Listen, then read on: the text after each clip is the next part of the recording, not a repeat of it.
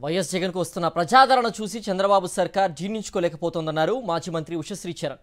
శ్రీ సత్యసాయి జిల్లా ఎం కొత్తపల్లిలో ఆమె పర్యటించారు. ఈ సందర్భంగా గ్రామస్తులు ఆమెకు అపూర్వ స్వాగతం పలికారు.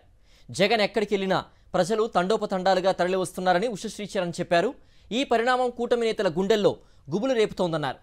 రాష్ట్రంలో అరాచకాలు అఘాయిత్యాలు జరుగుతూ ఉంటే హోంమంత్రి ఏం చేస్తున్నారని ప్రశ్నించారు. రెడ్ బుక్ రాజ్యాంగంపై ఉన్న శ్రద్ధ భారత రాజ్యాంగంపై ఉంచి రాష్ట్రంలో అఘాయిత్యాలు అరికట్టాలని కోరారు ఉషశ్రీ చరణ్.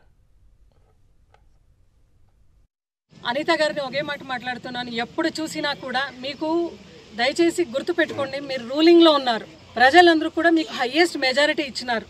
ఇప్పటి కూడా మీతో ఒకే స్లోగన్ మాట్లాడుతున్నారు, గత ప్రభుత్వం జగన్మోహన్ రెడ్డి గారు అని చెప్తూ ఉంటారు.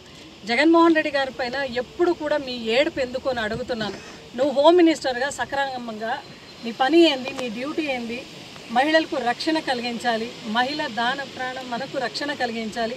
అవి ఏవి కూడా ఎక్కడ కూడా మాకు కనపడతలేదు ఆంధ్రప్రదేశ్ రాష్ట్రంలో.